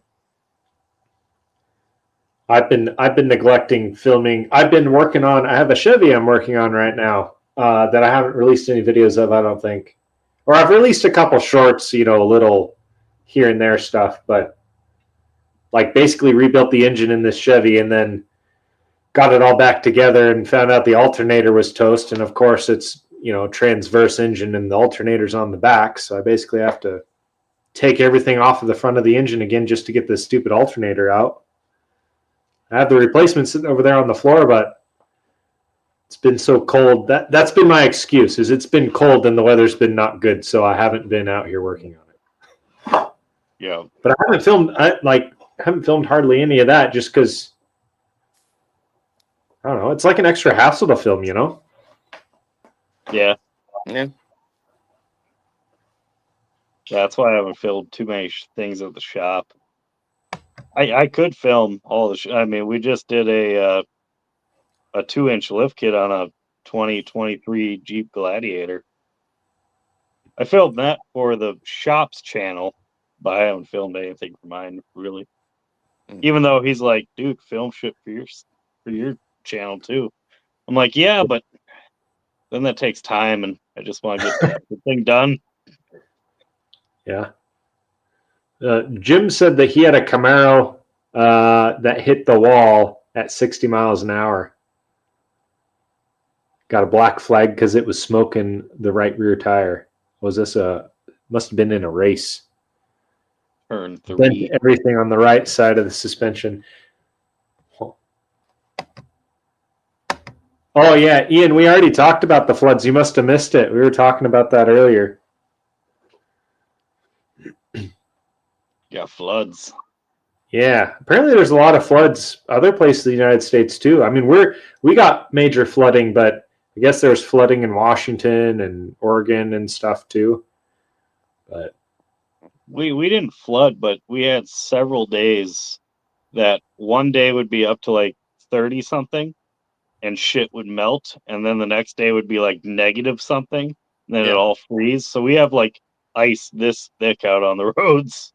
oh, yeah. That Just then ice the night everywhere. before the day before that trampoline went flying this week, it was 100% humidity. Like it was walking out into Florida, and I'm thinking, oh crap, it's supposed to be 18 degrees overnight, so all this wet is just gonna, be stuck everywhere. I came out at 6 in the morning. I had to go to the doctors for some stuff. It was dry. The wind blew every fucking bit of water off of every piece of concrete everywhere around me. Like there was no moisture at all. It was gone. It's the weirdest thing I've ever seen. That's crazy. Huh. We went to we had same kind of thing. It was like ridiculously warm here for November. It was in the 50s, a high 40s, low 50s, and it was raining a ton. Everything was wet. Of course, everything was flooded. And then everything froze, but I feel like most of the flooding had kind of died down before then. The roads got pretty icy. Like we went to Costco last week, which is an hour and a half away, and the highway is like 70, and normally I drive between 70 and 80 on that highway, but there were points I was driving like 35 miles an hour because it was so icy. It was some of it was pretty sketchy. And then Ian and I, we went up to go look at a job site out about an hour and a half away, and we found some deep snow and almost got stuck in this driveway at one point. But yeah, you guys got a lot of snow? Maybe Yeah, an we inch right now. Yeah, We haven't had it. Go ahead, Dan. No, you go ahead. You're good. It's been like it snowed on and off the last 2 days, but it's not accumulating, and it's been so weird with it. It snow, thaw, ice, thaw, snow. It's been weird. Huh. Like it was 45 over Christmas. It's like, the hell is this shit? Huh. Yeah, we have more snow here. In the first day it snowed, the first time it snowed, we got more snow that one day than we have in the past like 5 winters so far. Like it snowed so much that it convinced me to buy not only a truck but a snowblower in one day. Okay. Because I'm like, if this is what winter is going to be this year, I need 4-wheel drive and I need a snowblower. Did you get rid of the Aveo or did you keep it? What? Did you get rid of the Aveo or did you keep it? Oh, Or the Cobalt? whatever, or the Cobalt. Yeah, no, it's in the garage next to the I managed to fit both the Mustang and the Cobalt in that garage with Right room on. to get into both of them. Right Of course, on. I had to, jack up the Mustang and shove it over, after I got in there. So Yeah, I could I fit Cobalt. 1.5 cars in my 1.5 car garage. When I cut the Honda in half, I got the Chambler and the Honda in there. Yeah. That is pretty impressive. That's pretty impressive. I'm not going to have that problem ever again. Is the new garage pretty big? The barn's 4,500 square feet. Wow. That's Yeah. awesome. I'm jealous. The main body of the barn is 55 by 30. There's 2 lean-tos that are about, one I think is 20 by 30, and the other one is 25 by 30, and then there's a secondary piece on the back, and then there's the top floor of the barn is 18 feet from the floor to the ceiling. Nice. So I've So got to how do a far- bunch of stuff, but How far Yeah. away is this new place from where you are now? Is it any closer to Minnesota or? no, it's about 45 minutes north of me right now. Okay. So, Are you going to install a lift? probably not. No matter what, I won't have the money to do it anytime soon anyway. I've got to, there was a family that ran a antique furniture restoration business out of the barn before. So it's set up for woodworking and stuff. So there's going to be things I'm going to have to revert back to barn to actually be able to get cars in and do stuff with. But it has a furnace system in it. It has a paint booth in it. They had stripper tanks for the furniture, but those are gone. So it's going to be interesting. Should be fun. Might be able to get like sponsor help to help with some of that shit. There's some things I want to. As it gets closer, I might start a channel just for the barn. We'll have to see what happens. Because the house is a historical house. It's 140 years old. Oh wow, Nice. So that's cool. And it snows more up there. It's about double the snow that we get here. So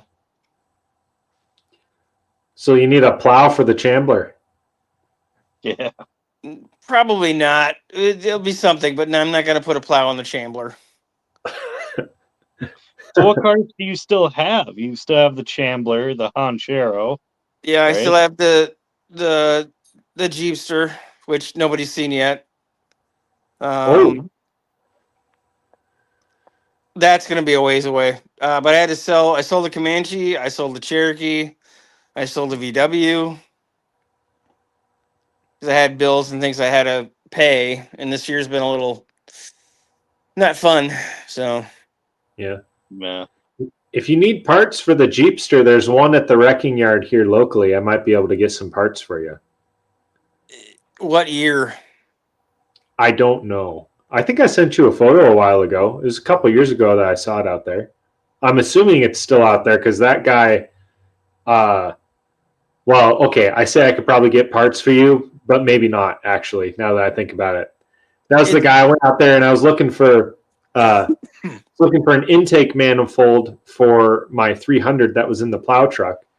And I went out there and I was like, hey, I'm looking for this manifold. He's like, oh yeah, there's some of those engines out at the other yard. Go look. And so I went out there and I was looking through the yard and I took some pictures. I went back. I was like, yeah, like here's like 3 different trucks that have the intake I'm looking for. And he's looking at it and he's like, yeah, well, all those trucks are still like running trucks. So I can't sell you the intakes off of those. I was like, well, then why are they in the wrecking yard?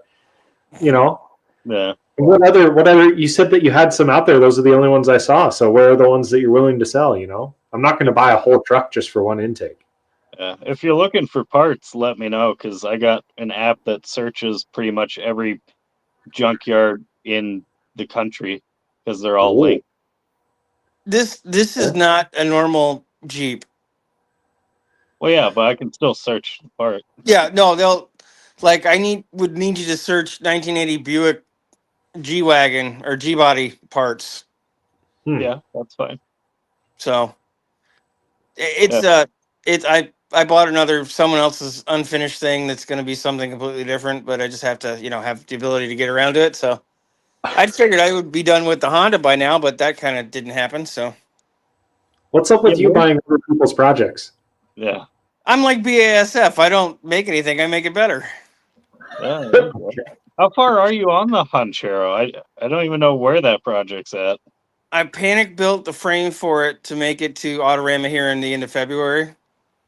And that's when I found out my mom had cancer. Right. So everything just kind of stopped. So it's on wheels.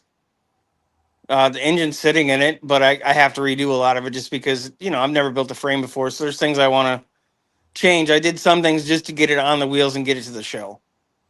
Yeah. There's things I've got to change with it. It's going to be a longer term project. I just don't have, even if I found a way to do it cheap, I don't have $5,000 to put into it right now. And that would be on the cheap side just because I have to make or buy everything. And there's certain things I can't just junkyard with this. So. What kind of stuff do you still need? Gonna have to do a different setup in the rear. Gonna have to do a different setup in the front suspension. A lot of things that are kind of a lot of fabrication, a lot of time. Oh yeah, there's the new dog. Oh, hello. She's trying to stick her foot in my face right now. Hmm. I knew it was a huge project. I figured I was starting to get a little traction with some sponsors, and then some of that stuff didn't work, and then it had to stop, so I haven't had a chance to do anything with it. Right. It's a learning experience. A lot of stuff I haven't done before. Yeah. It's gonna be bitching. Like It'll be unique as shit, that's for sure. So Yeah, sure will be. I think it's a cool idea. So how do you conceptualize all these crazy things? Well, I know, like, okay, the Chambler was already kind of a Rambler on a Cherokee, but with the Honchero, how'd you even come up with all that? I saw it for sale, a little car. Yeah. And it was too damn unique because it had been a show car in like the 80s or something. Because somebody completely customized it to turn it into a little tiny truck. They did a ton of body work to it, and it was $300. So it was like, even if it set itself on fire in my driveway, it was worth the $300. And then I got it running, and I just got it. And the more I looked at it, like the floors were gone, every bit of it was rusted. And it was like, I want to do something with it because it's too unique to just trash it.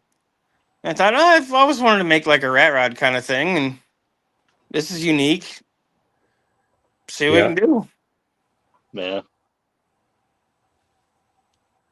All right. That makes sense. I don't know. I see a look at things and I see what it could be, I guess. I don't know. Yeah.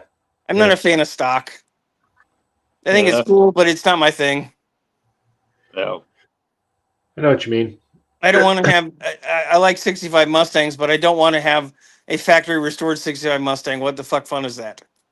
Yeah. No. Yeah.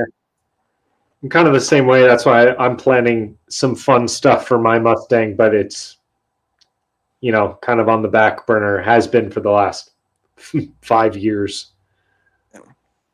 The fun thing was, I'm not gonna lie, I completely forgot you even had a Mustang. Yeah, well, my Mustang's cooler than yours. That's why you forgot. You just had to block it out of your memory. Yeah, but who of you has a VW or had a VW? I have. I had a Golf GTI. I had a 91 Golf GTI. That's not a VW. That's a Franken bullshitting. No, Yeah, W badge on it. Alex from Hebrews Projects, my buddy who knows Doug's on the other side of the state. He found it. His buddy was selling. I got it for $300 for the body. I didn't need the body. Didn't need a whole bunch of other stuff because I wanted to rebody the pan, put like a Jeep body or something on it, something funny, something fun. So I was able to sell. Before I even got it to my house, it was in his yard for about 3 months. He sold a bunch of the random parts, so I bought it for $300. He handed me $400. This is what we sold the parts for. Another guy came from North Carolina to buy the transmission, so that was $200. I sold a couple other random things, and there's a guy that is opening up a bug repair store in Detroit, and he bought the pan for me for $350. So I made $900 on a car that I paid $300 for. I've never. That's in terms of profit versus cost versus profit. It was like shit. I got to do that all the time. And I had to sell 2 things, and everything else I was able to give Dougster a bunch of parts for he's built a bug for his wife, and I was like, this worked out perfect. He was sitting in my yard for 6 months, and I basically doubled my money. Right. My dad has had like 6 bugs, but he owned them back when they were just old cheap cars. Yeah. Well, there's something called a Ford made a Jeep for the military. It's called a Mutt, or an M. Yeah. I think it's a 131 or 132. And I wanted to take one of those bodies and dump it on the bug pan and Baja the suspension. Something different. Yeah. Why the hell not? Because there are people. I guess it's real popular in. I don't know if it's the Philippines or Malaysia or where, but they body the bug pans with Jeeps all the time. It's a real common thing over there, and they look pretty neat. And I thought, okay, well, it'd be fun to do, and that's another one of those projects. But it was like I needed money, so something had to go. Yep. All your projects are like vehicle chimeras. You just want to mix one with the other, and Yeah, I've still got my TJ. I'll probably restore it and sell it. This is boring now. yeah, somebody probably pay a decent amount for restored TJ. I restored in air quotes. There's 2 spots at like the fenders and the tailgate. I have them. I have the panels for it. This was the only thing that was rusty, and then the parking brake mount in the rear discs sheared off, and nobody makes them anymore. So I was junkyard hunting for it for a year because I couldn't find them anywhere. And you can actually, the Jeep Liberties, they use the same axle and they use the same brakes. So I was able to get it off of Jeep Liberty because I was never going to find a TJ with Dana 44 rear end. So now I have the parts. I just got to finish it. But I bought it because I didn't, after I didn't die of my transplants, but it's been sitting for 2 years because I don't drive it. I didn't want to full coverage insure it. And I had too many other things to drive. I didn't want to put the miles on it. It was too clean to just let it sit. So I don't know if I'm going to keep it or sell it or what I'm going to do with it, but I got to finish it. So yeah.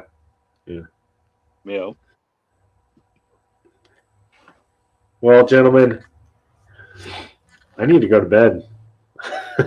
yeah, it's almost 12:30 here. Yeah. Means that I'm an old man, so that means I got to go to bed now.